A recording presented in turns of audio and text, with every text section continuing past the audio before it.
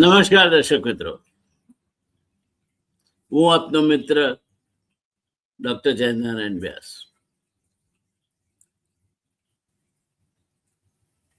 દોસ્તો, રાજકારણમાં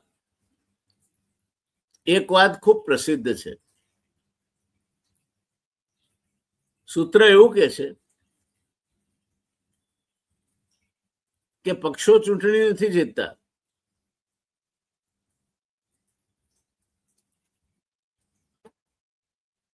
નથી તેઓ ચૂંટણી જીવતા. પક્ષો નેતૃત્વથી જીવે છે, પક્ષો કાર્યકરોથી જીવે છે. અને જ્યારે નેતૃત્વ પર વિશ્વાસ ડગમગે ત્યારે સૌથી પહેલા કાર્યકરો નથી જતા, સૌથી પહેલા વિચારો જવા લાગે છે. આમ આદમી પાર્ટી એક સમયે ભારતની સૌથી ઝડપથી વિકસતી રાજકીય પાર્ટી તરીકે આમ આદમી પાર્ટીનું નામ લેવાતું. લોકોએ કહ્યું કોંગ્રેસનો વિકલ્પ, કોઈકે કહ્યું ભાજપનો વિકલ્પ, વળી કોઈકે કહ્યું ભાજપનો પડકાર, કોઈકે કહ્યું નવી રાજનીતિ. પરંતુ આજે પ્રશ્ન એ છે દોસ્તો કે શું આ પાર્ટી હવે તેના બીજા તબક્કામાં પ્રવેશી રહી છે અને એ તબક્કો વિઘટનનો છે?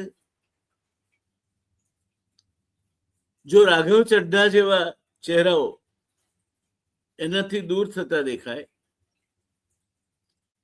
જો એના સ્થાપક સભ્યોમાંના એક કુમાર વિશ્વાસ અંતર બનાવી લે, યોગેન્દ્ર યાદવ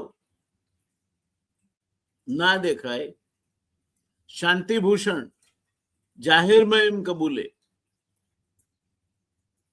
કે અમે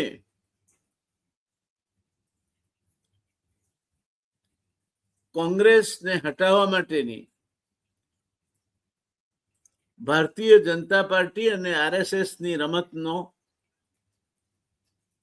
એક ભાગ બની ગયા. દુઃખ છે મને એનું. આવું શાંતિભૂષણ. તો દોસ્તો, આજે પ્રશ્ન થાય છે કે ગુજરાતમાં ગોપાલ ઇટાલિયા, ઈસુદાન ગઢવી, ચેતર વસાવા જેલમાં છે, રાજુ કરપડાએ તો એમનો રસ્તો માપી લીધો. તો આમ આદમી પાર્ટીનું ને એના બીજા નેતાઓનું ભવિષ્ય શું?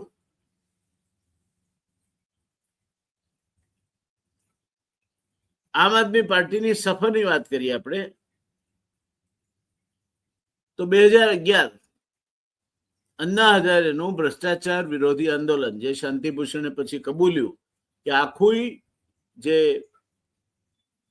આ રચના હતી એની પાછળનું ભેજું અને બળ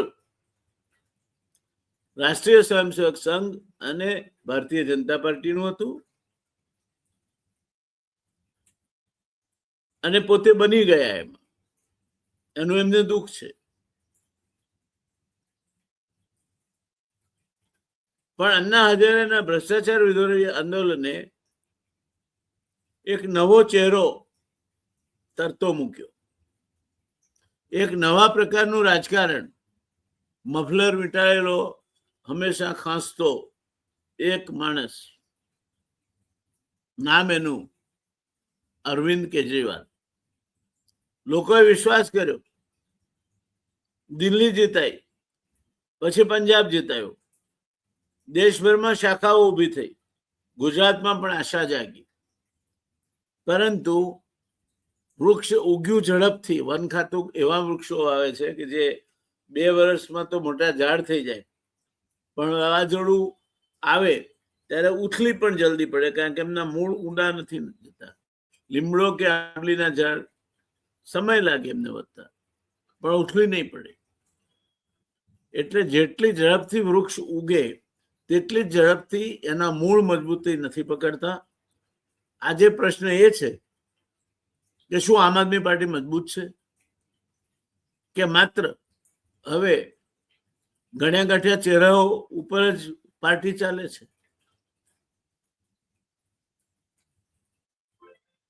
સૌરાષ્ટ્રમાં આમ આદમી પાર્ટી ક્યાંક ક્યાંક દેખાય છે, સુરત બાજુ ક્યાંક ક્યાંક દેખાય છે, આદિવાસી પટ્ટામાં ચૈતર વસાવા હતા. આદિવાસી પટ્ટામાં આમ આદમી પાર્ટી કરતા ચૈતર વસાવાનો ચહેરો એ વધારે પ્રચલિત હતો. એ ચૈતર વસાવા અત્યારે જેલમાં છે. 7 વર્ષની જેલ પડી છે. કદાચ ધારાસભ્ય પદ પણ ગુમાવે. જોઈએ શું થાય છે. કુમાર વિશ્વાસની વાત કરીએ દોસ્તો. પાર્ટીના સ્થાપક ચહેરાઓમાંથી એક, શાનદાર વક્તા, લાખો રૂપિયા કવિ સંમેલનના સંચાલક તરીકે આજે કુમાર વિશ્વાસ ફી લે છે.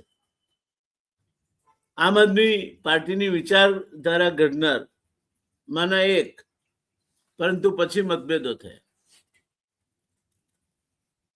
અને એ મતભેદોએ ધીરે ધીરે કરતા ગંભીર સ્વરૂપ પકડ્યું, અંતર વધ્યું અને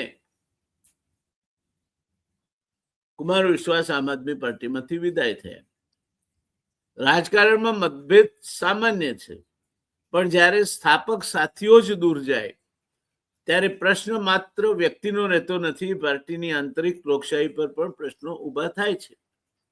અને અરવિંદ કેજરીવાલ અને એમના અમુક સાથીઓ સામે એ આક્ષેપ ભરપેટ થયા કે એ એકહથ્થુ વાત ચલાવે છે અને પોતાની મનમાની કરે છે. માણસ સફળ થાય ત્યાં સુધી આવું કોઈ આક્ષેપો કરતું નથી. અંગ્રેજીમાં એક કહેવત છે કે success is a bastard, it has many fathers. સફળતા અનૌરસ પુત્ર જેવી છે. એનો બાપ કોણ છે કરી શકાતું નથી, એટલે એના બાપ ઘણા હોય છે.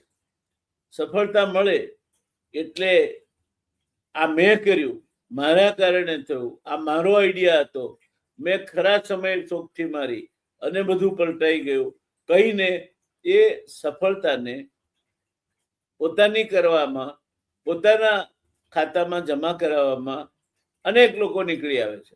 અને એટલે કહ્યું છે સક્સેસ ઇઝ મેની ફાધર્સ.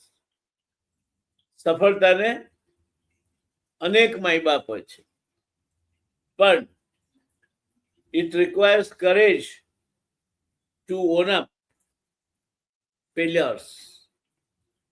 પણ તમારે જો નિષ્ફળતા મળે તમને ત્યારે આગળ આવીને કે મારા કારણે આપણે નિષ્ફળ ગયા અને હું સંપૂર્ણપણે આના માટે જવાબદાર છું, એ સાચો નેતા કહેવાય. પણ રાજકારણમાં નિષ્ફળતા મળે તે કોકની, સફળતા મળે તે આપણી. સફળતા રોકડી કરી લેવી, નિષ્ફળતા કોકને માથે ઠોકી બેસાડવી અને કોઈના ખભા ઉપર પગ મૂકીને આગળ વધી જવું, આ બધી બાબતો સામાન્ય છે. એને લીડરશિપના પ્રિન્સિપલને બહુ જાજુ બનતું નથી. રાઘવ ચડ્ઢાની વાત કરીએ. તાજેતરના મહિનામાં છટાદાર અદામાં વાત મૂકી શકનાર રાઘવ ચડ્ઢાને લઈને રાજકીય વર્તુળોમાં અનેક પ્રકારની અટકળો ચાલી રહી છે. કેટલાક લોકો કહે છે તેમની ભૂમિકા બદલાઈ રહી છે, કેટલાક કહે છે તેઓ હજી પણ મહત્વના ચહેરા છે. હકીકત એટલી જ છે કે $1 મિલિયન ક્વેશ્ચન જેને આપણે કહીએ છીએ, સવાલોનો સવાલ એ છે કે રાઘવ ચડ્ઢા ક્યાં છે? રાઘવ ચડ્ઢા આમ આદમી પાર્ટીમાં છે કે નહીં? જવાબ હકારમાં નથી મળતો. રાજકારણમાં અટકળો ઘણી હોય છે. જ્યાં સુધી કોઈ સત્તાવાર નિર્ણય ના આવે ત્યાં સુધી અંતિમ સત્ય માનવું યોગ્ય નથી. પરંતુ એક ચર્ચા ચોક્કસ છે, શું આપનું નેતૃત્વ હવે નવા સંતુલનની શોધમાં છે? અને જો એ હોય, રાષ્ટ્રીય કક્ષાએ આમ આદમી પાર્ટીનું નેતૃત્વ ચક્રાવે ચડ્યું હોય, તો ગુજરાતમાં શું? એ વિચાર માંગી લેતી વાત છે. ગુજરાત એક સમય હતો જ્યારે આમ આદમી પાર્ટીએ ગુજરાતમાં ખૂબ જોરદાર ધમાકેદાર શરૂઆત કરી હતી. ચૂંટણીમાં મત મળ્યા, વિધાનસભામાં પ્રવેશ થયો, પરંતુ આજે પાર્ટી કેટલી સક્રિય છે? કાર્યકરોનો ઉત્સાહ કેવો છે? સ્થાનિક સંગઠન કેટલું જીવંત છે, અને સૌથી અગત્યનો પ્રશ્ન, જો કાલે ગુજરાતમાં સત્તા બદલાય તો શું ખરેખર આમ આદમી પાર્ટી સરકાર બનાવી શકે? જો જવાબ ના હોય તો પછી પક્ષના મોટા નેતાઓ કેટલો સમય રાહ જોશે? રાજકારણમાં દરેક નેતા એક પ્રશ્ન પૂછે છે, મારી ઉંમર વહી રહી છે, સાથોસાથ મારી રાજકીય સફર ક્યાં જઈ રહી છે? કદાચ આજે ગોપાલ ઇટાલિયા કે ઈસુદાન ગઢવીને આ પ્રશ્ન એટલો નહીં સતાવતો હોય, 2 વર્ષ પછી ચોક્કસ સતાવશે. દરેક તબક્કામાં એક ઉંમર એના માટે કારણભૂત હોય છે, અને એમની ઉંમર પણ સમયની સાથે વધવાની છે. કુદરતની પ્રક્રિયા છે અને કોઈ રોકી શકતું નથી. ચૈતર વસાવાનું શું થશે ખબર નથી, અનિર્ણિત છે. અને ચૈતર વસાવાનો આમ આદમી પાર્ટી પાસે બીજો કોઈ વિકલ્પ પણ નથી, કારણ કે ચૈતર વસાવાના પત્નીને પણ સજા પડી છે.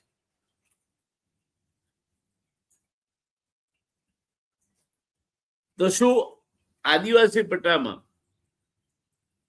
ઉમરગામથી અંબાજી સુધીનો જે વિસ્તાર છે, 14% મત છે ગુજરાતમાં, એમાં એક સમયે ચૈતર વસાવા એક ઉભરતું નામ ગણાતું.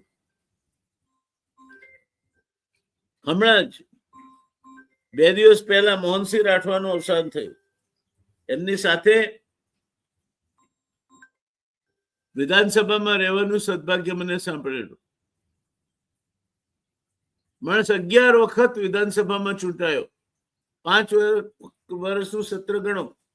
ગુજરાત વિધાનસભા શરૂ થઈ ત્યારથી અત્યાર સુધીમાં 55 વર્ષ જે માણસે વિધાનસભામાં ગાળ્યા છે, કેવી લોકપ્રિયતા હશે, કેવું જડબેસલાક એનું તંત્ર હશે.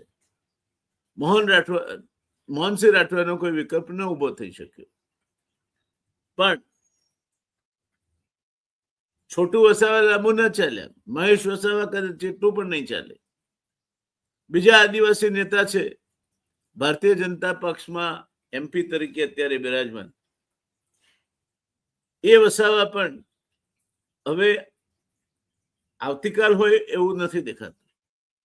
ત્યારે એક બાજુ આદિવાસી પટ્ટી રેઢી પડશે, એક બાજુ ઉત્તર ગુજરાતમાં આમ આદમી પાર્ટીની કોઈ હાજરી નથી, શહેરોમાં આમ આદમી પાર્ટી ખાસ દેખાતી નથી સુરત સિવાય. ત્યારે શું સૌરાષ્ટ્રના ગણ્યા ગાંઠ્યા ગામડા ઉપર ગોપાલ ઇટાલિયા આમ આદમી પાર્ટીને બેઠી કરી નાખશે, ઈસુદાનભાઈને 2 જણા ભેગા થઈને? અને જો એવી શક્યતા હતી તો રાજુ કરપડા જતા શું કરવા રહે? એટલે આમ આદમી પાર્ટી સામે આજે ઘણા પ્રશ્નો છે. આજે પાર્ટી કેટલી સક્રિય છે, કાર્યકરોનો ઉત્સાહ કેવો છે, સ્થાનિક સંગઠન કેટલું જીવંત છે, અને સૌથી અગત્યનો પ્રશ્ન, જો કાલે ગુજરાતમાં સત્તા બદલાય તો શું ખરેખર આમ આદમી પાર્ટી સરકાર બનાવી શકશે? જો જવાબ ના હોય તો પછી પક્ષના મોટા નેતાઓ કેટલો સમય રાહ જોશે? રાજકારણમાં દરેક નેતા એક પ્રશ્ન પૂછે છે, મારી રાજકીય સફર ક્યાં જઈ રહી છે? આ પ્રશ્ન મોડા વહેલા ઈસુદાનભાઈ અને ભાઈ ગોપાલ ઇટાલિયાના મગજમાં પણ આવશે, ભલે આપણી સાથે શેર ન કરે, એ જુદી વાત છે. આગળ વધીએ. હવે વાત કરીએ 2 જાણીતા ચહેરાઓની, જેની વાત આપણે ઉલ્લેખ તો કરી જ દીધો છે. ગોપાલ ઇટાલિયા, માન્ય ધારાસભ્ય શ્રી ગોપાલભાઈ ઇટાલિયા, મારા મિત્ર ભાઈ શ્રી ઈસુદાનભાઈ ગઢવી, બંને રાજ્યભરમાં પાર્ટીની ઓળખ બનાવવામાં સારું એવું યોગદાન આપ્યું છે. પરંતુ રાજકારણમાં માત્ર લોકપ્રિયતા પૂરતી નથી, સંગઠન જોઈએ, જીતવાની શક્તિ જોઈએ. જીતવાની શક્તિ માટે તમારી પાસે કાર્યકરો જોઈએ, અને કાર્યકરોને પોષવા માટે નાણાકીય સાધનો જોઈએ. અત્યાર સુધી આ વ્યવસ્થા વાયા પંજાબ આવતી હતી, પણ ભગવતસિંહ માન સાથે અકાલ તખ્તને જે વાંકું પડ્યું છે તેના કારણે હવે તો પંજાબમાં પણ આમ આદમી પાર્ટી ફરી ચૂંટાઈને આવે કે કેમ તેના સામે પ્રશ્નાર્થ ચિહ્નો ઉભા થયા છે. પંજાબમાંથી જે નાણાંનો પ્રવાહ આવતો હતો એ હવે આવશે કે કેમ, અને કેજરીવાલ બીજે ક્યાંયથી નાણાં લાવી શકશે કે કેમ, કારણ કે દિલ્હીમાં તો એની કોઈ સત્તા નથી. આ એક ગંભીર સમસ્યા છે. અને એ પરિસ્થિતિમાં સત્તાની સંભાવના ન હોય તો આ બંને નેતાઓ શું કરશે? ત્રણ સંભાવનાઓ છે. રાજનીતિમાં ક્યારેય સંભાવના ન હોય એવું તો બનતું જ નથી. હંમેશા એક કરતા વધારે સંભાવના હાજર હોય છે. સંભાવના એક, આમ આદમી પાર્ટીમાં રહીને લાંબી લડાઈ લડવી, થાકી જવાય, સાધનો જોઈએ.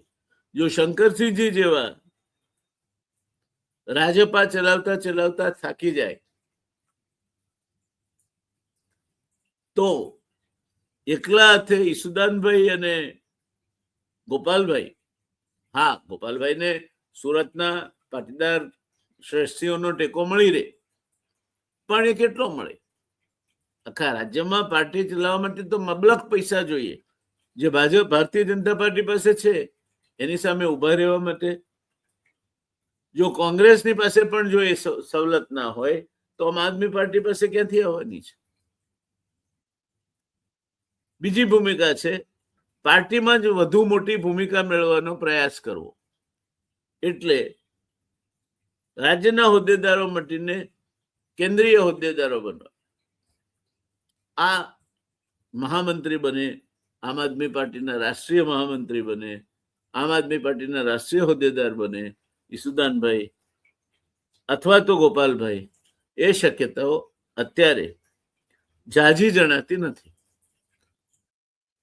ત્રીજી શક્યતા છે, જો રાજકીય પરિસ્થિતિ બદલાય તો અન્ય રાજકીય વિકલ્પો પણ વિચારી શકાય. રાજકારણમાં કશું પણ કાયમી નથી. આજે આમાંથી કયો માર્ગ પસંદ કરશે તે કહેવું મુશ્કેલ છે, એ કહેવું વહેલું છે. એ સમય આવે જ કહી શકાય કે ઈસુદાનભાઈ જમણી બાજુ વળશે કે ડાબી બાજુ કે સીધા ચાલશે. ત્રણેય વિકલ્પો ખુલ્લા છે બંને મિત્રો માટે. ચૈતર વસાવાનું ભવિષ્ય શું હશે એ આવનાર સમય કહેશે. એ અત્યારે એમના કોર્ટ કેસનું શું થાય છે તેના ઉપર આધારિત છે. પણ હું એવું માનું છું કે કોર્ટ કેસમાં જે થવું હોય તે થાય. ચૈતર વસાવાની લોકપ્રિયતા આ એમના જેલવાસને કારણે વધશે.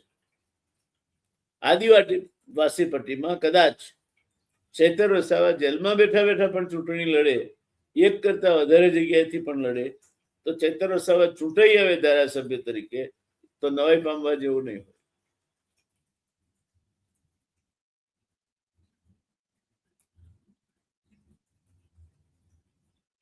ત્યારે છેલ્લે દોસ્તો, સમાપનમાં, રાજકારણમાં કોઈ દરવાજો કાયમ માટે બંધ હોતો નથી. કોઈ મિત્ર કાયમ હોતો નથી, કોઈ દુશ્મન કાયમ હોતો નથી. ભારતીય જનતા પાર્ટીના મિત્રોને હું ઘણી વાર કહું છું કે કટ્ટરતા શું કરવા રાખો છો? શેના માટે તમે લોકોને દુશ્મન બનાવો છો? તમારી સિદ્ધાંત, તમારો રસ્તો એ બરાબર છે, તમે જેને માનતા હો તેમાં ચાલો, પણ રાજનીતિમાં કોઈ કાયમી મિત્ર નથી, કાયમી દુશ્મન નથી. કાલે ઉઠીને નરેન્દ્રભાઈ મોદી જેવાને અહમદ પટેલ પાસે ટેકો માગવો પડતો હોય કે અહમદ પટેલ જીતે, એમાં કદાચ ક્યાંક ભારતીય જનતા પાર્ટીનો પણ હાથ દેખાતો હોય, તો આવી શક્યતાઓ કેમ ભૂલી જાઓ છો તમે? રાજનીતિમાં કોઈ કાયમી મિત્ર નથી, કોઈ કાયમી દુશ્મન નથી. આ હંમેશા યાદ રાખવું જોઈએ. ભલે પ્રતિસ્પર્ધી હોય આજે, એ આવતીકાલનો સાથી અને મિત્ર બની શકે છે. જો તમારી ફોકલ લેન્થ અથવા તો તમારો જો તમારે જ્યાં જવું છે તે રસ્તા ક્યાંક આગળ જઈને મળતા હોય તો આવતીકાલે અલગ રસ્તો પસંદ પણ કરી શકાય. આજે બે મિત્રો હોય, એક જ પાર્ટીમાં હોય, સાથે ને સાથે ફરતા હોય, અને સમય એવો આવે કે રાજકીય કમ્પલ્શન આવી પડે, ફરજ આવી પડે કે આ પાર્ટીમાંથી જો ઉભા રહે તો હારશે, સામી પાર્ટીમાંથી ઉભા રહેશે તો જીતશે. તો બે મિત્રો વિખૂટા પડે, બે મિત્રો જુદા જુદા રાજકીય પક્ષોમાં જતા રહે, પણ દુશ્મનો નથી બની જતા, મિત્રો નથી મટી જતા. પણ આ શક્યતાથી વાકેફ રહેવું જરૂરી ખરું. એટલે દોસ્તો, ગોપાલ ઇટાલિયા અને ઈસુદાનભાઈ માટે પણ પડકાર તો છે જ, બંને મિત્રો માટે. માન્ય ધારાસભ્ય શ્રી ગોપાલભાઈ ઇટાલિયા માટે પણ કદાચ આવનાર સમયમાં વિસાવદર મત વિસ્તારમાં ચઢાણ કપરા બની શકે. અને ઈસુદાનભાઈ ગઢવી એ ચૂંટણી લડે તો એમણે પણ કપરા પડકારનો સામનો કરવાનો આવે. નાણાકીય સાધનોથી માંડીને કાર્યકરોની ફોજ જુટાવા સુધીનો બધો જ. પણ મારા મતે સૌથી મોટો પ્રશ્ન વ્યક્તિનો નથી. સૌથી મોટો પ્રશ્ન એ છે, જેના સાથે હું આજની ચર્ચાનું સમાપન કરવા માંગુ છું ને આપના મત માંગીશ. કોમેન્ટ બોક્સમાં આપ લખી શકો છો કે શું ગુજરાતમાં આમ આદમી પાર્ટી પોતાનું રાજકીય સ્થાન લાંબા ગાળે જાળવી રાખશે? દોસ્તો, એક વસ્તુ સમજી લેજો, હું આમ આદમી પાર્ટીનો વિરોધી નથી, ભારતીય જનતા પાર્ટીનો વિરોધી પણ નથી, કોંગ્રેસનો તો હોઈ જ ન શકું, કારણ કે હું કોંગ્રેસનો સભ્ય છું. અને આમે મારા સ્વભાવમાં નથી કટ્ટરતાથી કોઈનો વિરોધ કરવો. સિદ્ધાંતની દ્રષ્ટિએ અમુક સિદ્ધાંતો મને નહીં ફાવ્યા તો હું કોંગ્રેસમાં છું, પણ ભારતીય જનતા પાર્ટી સાથે મારા સંબંધ વેરઝેરના કે દુશ્મનીના નથી. ઘણા મિત્રો છે ભારતીય જનતા પાર્ટીમાં, કોંગ્રેસમાં પણ છે. હું ભારતીય જનતા પાર્ટીમાં હતો ત્યારે કોંગ્રેસમાં પણ ઘણા બધા મિત્રો હતા, આજે પણ છે. એટલે તમે એવું નહીં માનતા કે હું કોઈ પક્ષની વકીલાત કરવા નીકળ્યો છું.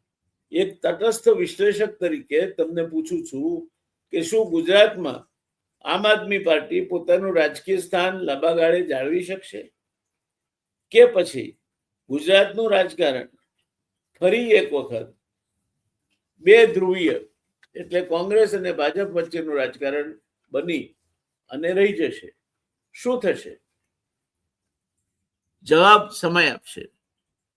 પરંતુ ચર્ચા આજે શરૂ થઈ છે, और जब चर्चा शुरू हुई है तो दूर तक जाएगी. दोस्तों, તમારું શું માનવું છે? શું આપ ગુજરાતમાં મજબૂત બનશે? બનતી હોય તો મારી શુભકામનાઓ. મારા બેંક બેલેન્સમાંથી કઈ ખોવાનું નથી, મારા હિતને કોઈ નુકસાન થવાનું નથી. કે પછી તેના મોટા નેતાઓ નવા રાજકીય રસ્તા શોધી શકે. ઈસુદાનભાઈ, મેં કહ્યું તેમ મારા મિત્ર પણ છે, એમના અડમાન પણ છે. માનનીય ગોપાલભાઈ ઇટાલિયા મોંઘા છે, એમને મેળવવા હોય તો એમનો સમય મેળવવા માટે તમારે 10-10, 12 વાર એના બારણે ટકોરા મારવા પડે. લાંબા ગાળે રાજનીતિમાં રહેવાનો આ રસ્તો નથી. આવું મને અશોકભાઈ ભટ્ટે સમજાવ્યું છે, અને મારા ચૂંટણી ગુરુ અશોકભાઈ ભટ્ટ હતા.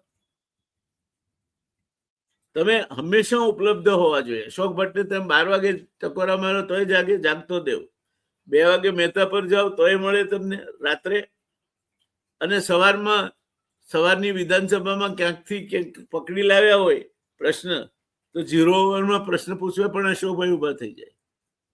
સંપર્ક અને સંકલિત સંપર્કો, વિશિષ્ટ સંપર્કો એ તમારા ઘરના કુવા પૂરતા મર્યાદિત નહીં રહેવા જોઈએ.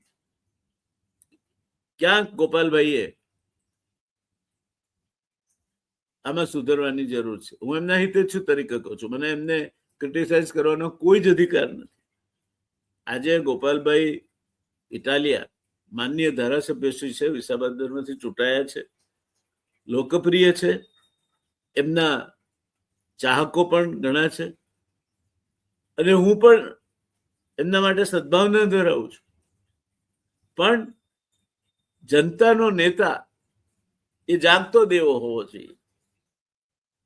એમને કંઈક પ્રશ્ન પૂછવા માંગતા હોઈશું અમે, તો એ પ્રશ્ન અમારે ભલે 52,000 લોકોની જ અમારી ચેનલ છે, લાખોમાં નથી. અમે 20 લાખ ને 22 લાખ ને 25 લાખ ના, પણ અમને જુએ છે એ લોકો નિર્ણયો કરે છે. અમે ક્લાસ માટેની ચેનલ છીએ, માસ માટેની ચેનલ નથી. કારણ કે અમે માત્ર રાજકારણની ચેનલ નથી, એટલે વિદેશ નીતિ પણ આમાં આવે. જેને માત્ર રાજકારણમાં ટીઆરપી ના મળે, પણ સરકારના સચિવો જુએ, બેંકના અધિકારીઓ જુએ. એટલે અમે ક્લાસ માટેની ચેનલ છીએ. એટલે અમારી સાથે ક્યાંક બે શબ્દો એમણે પોતાના વિચારો વ્યક્ત કર્યા હશે, તો એમની લાંબા ગાળે ક્વોલિટેટિવ ઇમેજ બે જાતની છાપ હોય. એક મારા જેવી ગામના ઉતાર તરીકેની છાપ. આ મારી માનું આપેલું મને બિરુદ છે કે તું ગામનો ઉતાર છે. મારી માની સાથે હું ગોદરડો ચર્ચા નહોતો કરતો, કારણ જીતી શકાય જ નહીં. હું કહ્યું તો બરાબર છે. ને હું દર્પણમાં જોઉં ત્યારે મને મારી મા યાદ આવે છે કે સાચું કહેતી હતી, હું ગામનો ઉતાર છું. એટલે ગામના ઉતાર બનવાની છાપ ઉભી કરવી જરૂરી નથી. તમે જાહેર જીવનમાં છો તો મોહન રાઠવા બનો. મોહનસિંહ રાઠવા એ કેવા ધારાસભ્ય હતા કે ગમે તે એને પ્રેમથી મળે, એ જાય તો ગમે તે મંત્રી એને સાંભળે. કરસનદાસ સોનેરી બનો, દિનશા પટેલ બનો.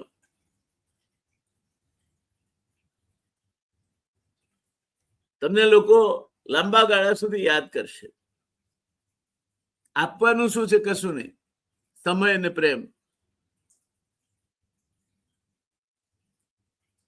તમે લોકોથી ભાગશો તો નેતા નહીં બની શકો, અને અમુક જ મર્યાદિત કુવામાં રહેશો તો વિસ્તરી નહીં શકો. હા, પછી તકદીર લખ્યું હોય તો વડાપ્રધાન પણ થઈ જવાય, એ જુદી વાત છે. પણ બધાનું તકદીર લખેલું હોય એવું માનીને ચાલવું નહીં. આપણે પ્રયત્ન તો કરવો પડે, કારણ કે પુરુષાર્થ વગર પ્રારબ્ધ પાંગળું છે. એટલે મારો તમને પ્રશ્ન છે કે શું આમ આદમી પાર્ટી ગુજરાતમાં મજબૂત બનશે, કે પછી તેના મોટા નેતાઓ નવા રાજકીય રસ્તા શોધશે? તમારો અભિપ્રાય જરૂર લખજો દોસ્તો. મારા પ્રત્યે કોઈ દુર્ભાવ વગર. મને ગાળો દેશો તો વળગી જવાની નથી, ક્રિટિસિઝમ કરવાની તમને છૂટ છે. પણ મેં મારી જાતને કોઈ પાર્ટીને ગીરવે નથી મૂકી, નથી મારા મગજને ગીરવે મૂક્યું, નથી મારા વિચારોને ગીરવે મૂક્યું, નથી મારી એવી કોઈ માન્યતા કે ભગવાન સિવાય કોઈ મને કશું આપી શકે છે. અને એને આપવા ધાર્યું હોય તો ભલભલો મોટો તિસ્મારખા હશે તો એ રસ્તામાં નહીં આવી શકે. એટલે હું મજામાં છું, તમે મજામાં રહો, પ્યાર બાંટતે ચલો, મજા કરતા રહીશું. તમને સૌને મારા તરફથી અંતરની શુભકામનાઓ. આવજો દોસ્તો, તમારા અભિપ્રાયની રાહ જોઈશ. અને હવે આપણે હિન્દી ને અંગ્રેજી બે બીજી ચેનલ શરૂ કરી છે. તમારે રાષ્ટ્રીય પ્રવાહોની સાથે ગઠબંધન કરવું હોય તો મારી ચેનલ છે ખબરદાર. 10 દિવસ થયા શરૂ થઈ, મજા આવે એવી ચેનલ છે.